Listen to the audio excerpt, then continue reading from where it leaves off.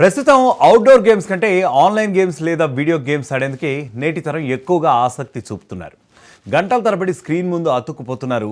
ఇంట్లో ఆడుకుంటున్నారు కదా అని పేరెంట్స్ పట్టించుకోకపోతే మాత్రం ఇక అంతే సంగతులు అంటున్నారు అక్కడ పరిశోధన చేసేవాళ్ళు. ఎందుకంటే వీడియో గేమ్స్ ఆడేటప్పుడు ఇతరులతో చాట్ చేయడానికి ఎంతైనా అవకాశం ఉంటుంది. యాక్చువల్గా మనకు కూడా అప్పుడప్పుడు ఎక్స్పీరియన్స్ అయ్యే ఉంటుంది.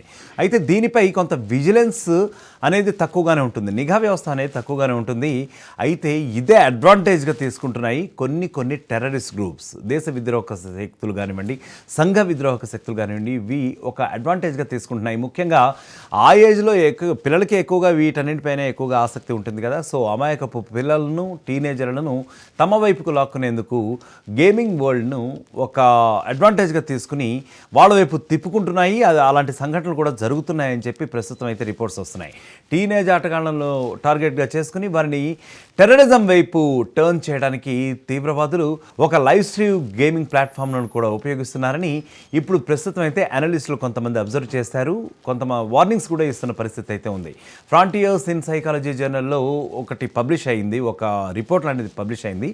అది కనుక మనం చూసుకుంటే వివిధ రకాలైనటువంటి తీవ్రవాద గ్రూపులు, కొంతమంది టెర్రరిజానికి సంబంధించినటువంటి వ్యక్తులు ఎవరైతే ఉన్నారో వాళ్ళందరూ కూడా వీడియో గేమ్స్ ఆడుతూ చాట్ చేయడానికి, లైవ్ స్ట్రీమింగ్ చేయడానికి పర్మిట్ చేసే కొన్ని ప్లాట్ఫామ్స్ని, కొన్ని బేసెస్ని కూడా టెర్రరిస్టుల రిక్రూట్మెంట్కి ప్లాట్ఫామ్గా మార్చుకుంటున్నాయి అని చెప్పేసి ఆంగ్లియా రస్కిన్ యూనివర్సిటీలో అంతర్జాతీయ పోలీసింగ్ ఇంకా ప్రజారక్షణ పరిశోధన సంస్థల్లో సీనియర్ అయినటువంటి డాక్టర్ విలియం ఆల్చాన్ తన కొలీగ్ అయినటువంటి డాక్టర్ ఎలిసా వొరోఫినితో కలిసి కన్ఫర్మ్ చేశారు యాక్చువల్గా. సో గేమింగ్ ప్లాట్ఫామ్స్ను ఈ టెర్రరిస్టులు ఎవరైతే ఉన్నారో వాళ్ళందరూ కూడా తమ ఉగ్రవాద కార్యకలాపాలు ఏవైతే ఉన్నాయో వాటికి ఈ డిజిటల్ ప్లాట్ఫామ్స్ని ఒక అడ్వాంటేజ్గా తీసుకున్నాయి, ఒక ప్లే గ్రౌండ్స్ లాగా ఉపయోగించుకుంటున్నాయి అని వాళ్ళందరూ కన్ఫర్మ్ చేశారు. ఎందుకంటే చాలా విస్తృత పరిశోధన చేశారు. రకరకాల స్టాటిస్టిక్స్ని కూడా వాళ్ళు అనలైజ్ చేయడం జరిగింది. మొత్తానికైతే ఈ ఆన్లైన్ గేమింగ్ ప్లాట్ఫామ్స్ అనేవి they are being used by the terrorist also అని చెప్పేసి వాళ్ళు చెప్పినటువంటి పరిస్థితి అయితే ఉంది. నయానాజీల వంటి టెర్రరిస్ట్ బృందాలు విద్యార్థుల్లో ఒక ఎక్స్ట్రీమ్ వైలెన్స్ని, అలాగే ఫైరింగ్స్ అంటే కాల్పులకు పాల్పడేలా కూడా ప్రేరేపిస్తున్నాయని చెప్పి వారు వార్నింగ్ ఇచ్చిన పరిస్థితి అయితే ఉంది.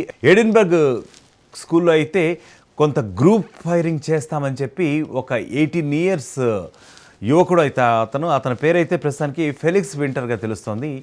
అతను ఈ ఉదంతాన్ని కూడా ఇలస్ట్రేట్ చేశాడు. అతడు నాజీ అనుకూల డిస్కార్డ్ గ్రూప్తో ఒక 1000 అవర్స్కి పైగా చాట్ చేసినట్లు కూడా కన్ఫర్మ్ అయింది. ఆ తర్వాత ఆబ్వియస్గా సైబర్ క్రైమ్స్ ప్రకారం అక్కడ ఆ కంట్రీకి సంబంధించినటువంటి సైబర్ లాస్ ప్రకారం అతనికి అఫెన్స్గా నిర్ధారణ అయింది.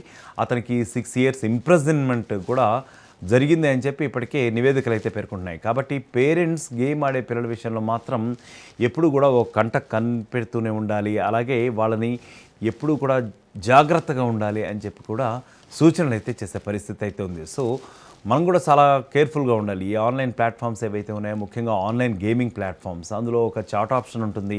ఆ తర్వాత వాళ్ళని నెమ్మదిగా బుట్టలోకి దించే ప్రయత్నం చేస్తూ ఉంటారు. సో కొంతమంది అమాయకులైన వాళ్ళు కూడా అట్రాక్ట్ అవుతున్న పరిస్థితి అయితే ఉంది. So we have to be most careful about that.